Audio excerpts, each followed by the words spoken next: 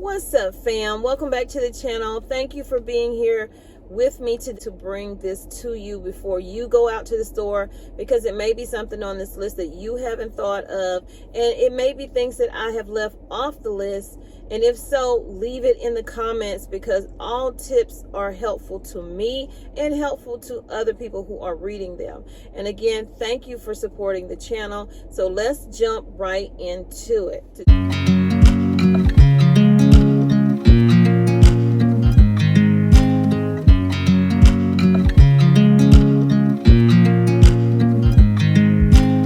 So the first thing is, you don't know when an emergency is going to happen. You don't know if you will have to evacuate your home. Therefore, you might need a bug out bag, which is a go bag that you've placed vital things into that you would need in case you have to leave your home. Or if you're going to have to hunker down and stay in your home, you want to have the necessities there, because you won't be able to go to the store and say, oh, I'll just go pick up some flour or some milk or whatever. You won't be able to do that. So here's a list of items. I have 20 written on my title, but I'm pretty sure I have more than 20. But if I left something off, please leave it down in the comments below, because it will help me and it will help other people on their journey of being a little more self-reliant. So water is like number one and number two, because there are two types of water you need to store for your home, your apartment, or wherever you're living. You need that gray water, that water that you're going to use for your household uses, like washing clothes, washing dishes, washing yourself, of course, and giving to your animals if you have animals, or watering your garden. That's what you need that water for. Then the second type of water you need is the water that you are going to consume, because you never know when the water system will be contaminated, if you might have a boil water advisory. And with the way cyber attacks are happening today, and they're going for smaller entities like small town water companies, and putting more chemicals in the water than is supposed to be there to make it water that you cannot consume. Powdered milk is another thing that's good to have, even though adults don't necessarily need powdered milk.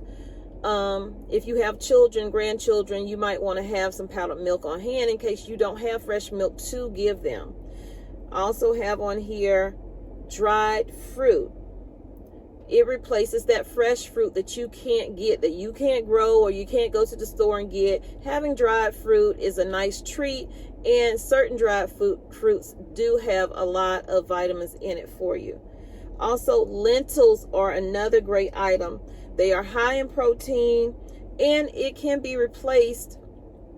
It can replace meat, rather. When you're having a meal, you don't necessarily have to have that protein from the meat. You can have lentils instead.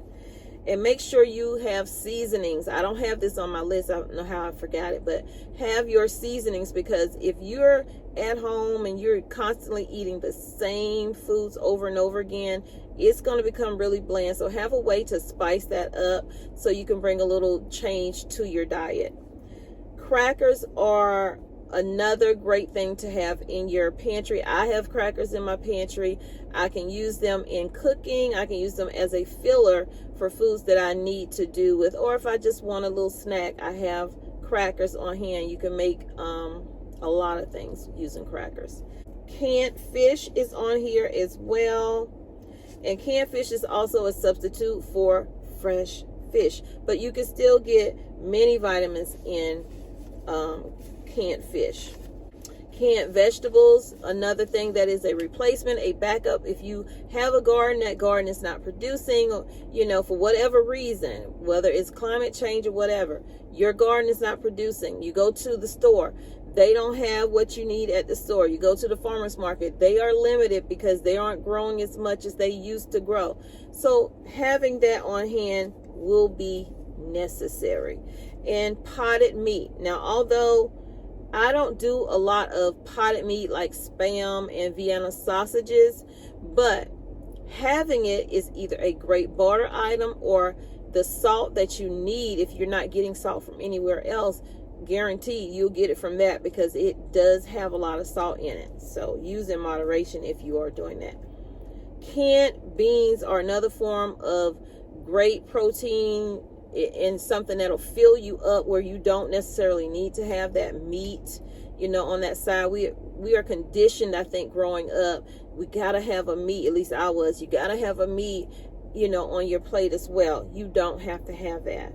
So we talked about milk, like powdered milk, but if you're going to do regular milk, you can freeze that. Just beware when you are defrosting that, it tends to water down a lot. So if you're using like a skim milk, it's really going to be extra watered down.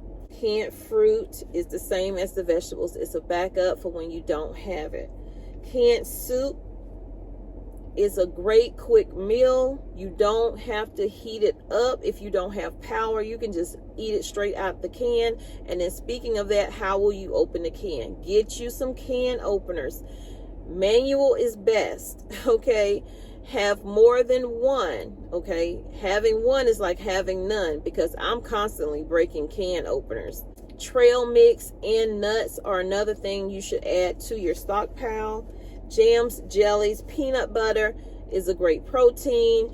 Get you some peanut butter. And if you're allergic, they have substitute things for that, but I don't know. I haven't tried those. I'm just letting you know it's out there for you to look up these things yourself. So whole grains are great to have, because if you're storing flour, meal, and things like that, if you're storing it properly, you can have long-term storage for it. It will last you a while. But if there is something that happens to your stockpile and you end up with a lot of weevils and bugs and stuff in your flour and your meal, then having whole grains would be best, because then you can grind those grains up. Oh yes, have you some comfort food. I can't tell you how much comfort food will help you.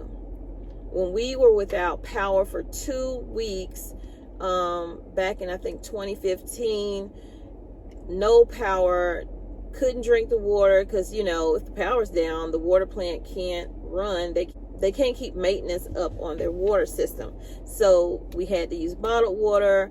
We had to use canned goods. I mean, it was difficult, and having some comfort foods really did help. But going out last minute when you know, a storm has hit and everybody's out and they're buying up all the bread, they're buying up all the peanut butter, they're buying up all the comfort foods, because that's just something that you could fall back on, because you get tired of eating the same thing over and over again. You need something to make you just feel at ease and like, okay, everything will be okay in a little bit, even if you know deep down it probably won't. Liquor is something you should add to your stockpile. That is something I definitely have to add to my stockpile, and I mean white liquor. I mean any liquor, yes, but white liquor to be specific. You can use this to sanitize your hands if you don't have, you know, access to water, access to soap, access to hand sanitizers. Matter of fact, put that on your list too, okay? But that is something good to have as well. And if you need to take a little shot to get you through, then fine, but don't overdo it, okay? Because that is a prep that you can also barter with. Now we're going to go to things that aren't food. Things that aren't food are your bandages. So medical supplies is very important to have. Making sure you have a way to attend to someone who is injured is important. Having over-the-counter medication for pain is important. Or get you, look up some home remedies that you can do to ease pain, or to, you know, just comfort that person who is going through something at that moment. And having bandages in your medical supply is a must as well. If you can get a filter, like they sell bottles like this right here that have filters on it. This is not one, because mine is in my stockpile. I refuse to use up my stuff just to show y'all that this is what you need to do. I'm not gonna abuse my stockpile like that just to show you guys. So get you the filters that you can either go get a Berkey, those are a little bit expensive. They have a smaller Berkey that's about $200 and something. I intend to be purchasing one of those in the next couple of weeks. And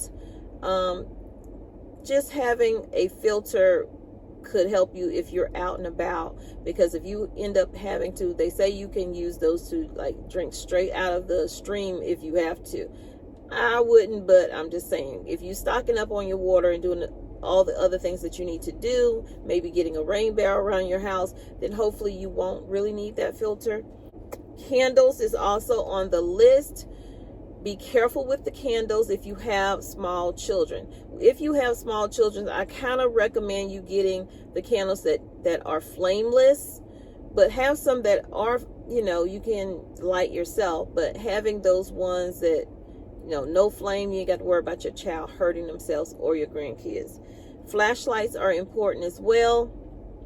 Along with that, get your batteries, okay? Make sure you have more than one kind of battery, because you never know what you're going to need it for. Store your batteries properly also. That's something I saw. You need to store your batteries properly, because if you're laying them down and they're touching on each other, you're, you know, shortening the lifespan of that battery. They need to be standing straight up, positive end up, not really touching each other. Get fuel for your vehicles, okay? If power goes down, guess what's not working? Gas stations are not working. They are not pumping gas. So you will need to have a backup supply, just enough. If you have more than one vehicle, make sure you're trying to keep it as much over half and close to full as you possibly can. That way you're not in a crunch. If you have to evacuate, you will have fuel already in your vehicle and not waiting in long lines at gas stations trying to fuel up so you can get to a safer place. And if you are storing fuel in those containers, then you need to get a stabilizer. They sell those right where they sell those containers at. Just reach up and get one of those stabilizers, add that to your fuel. And in between time of everything being calm and then everything not being calm, you need to be rotating through your gas just as if you were rotating through your food, so that the gas does not go bad, okay? Buy bug repellent. In case you are stuck outside somewhere, and the worst thing that could happen is you get all of these bug bites and you don't know if, you know, you're having issues because of the bug bites, because you can get sick from those. So have some bug repellent on hand as well. I forgot one thing. Also make sure you have cash on hand.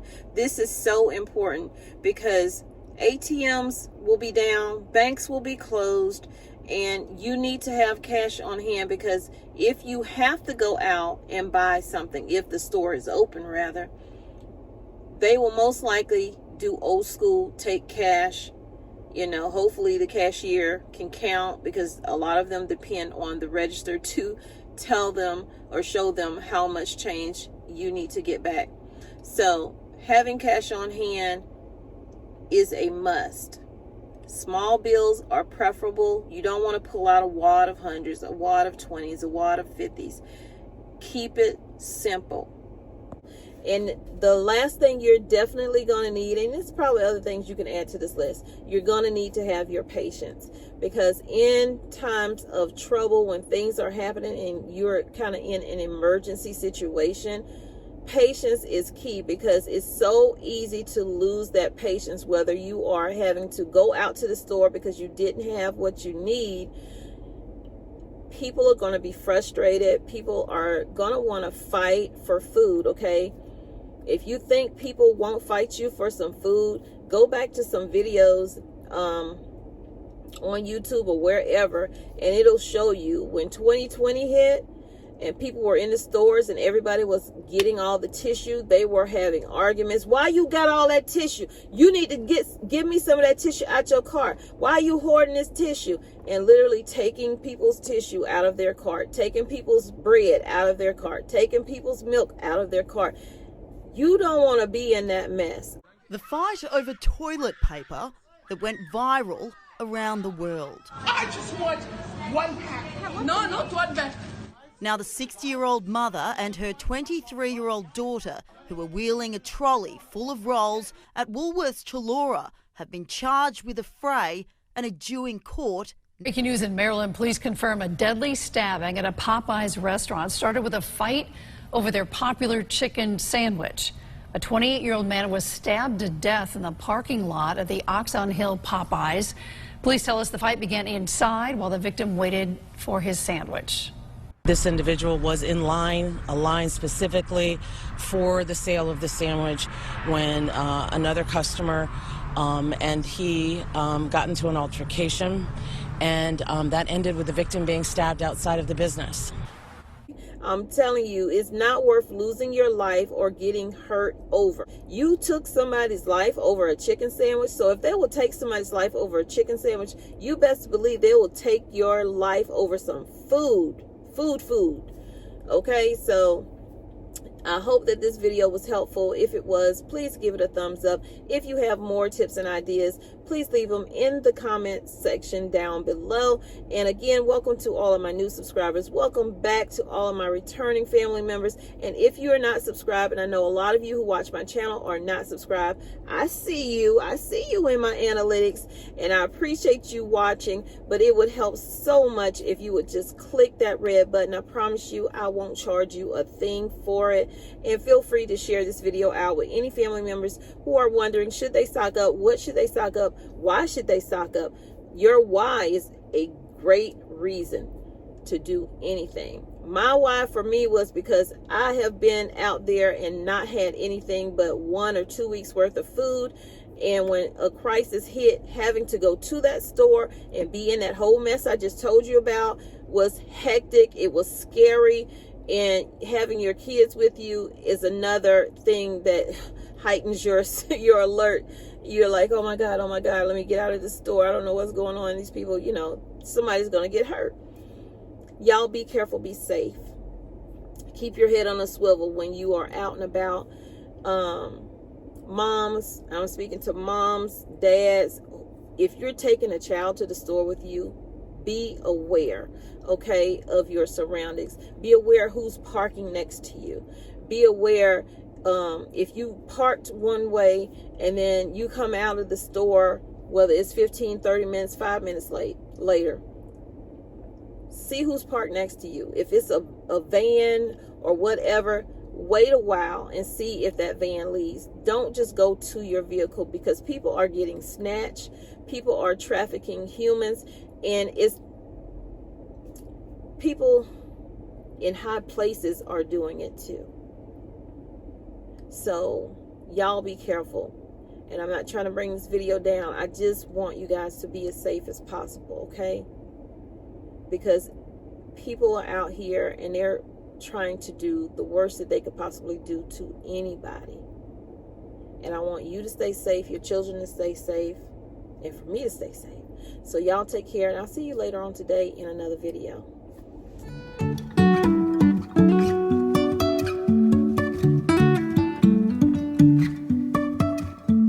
Life is a winding road, no telling where it goes.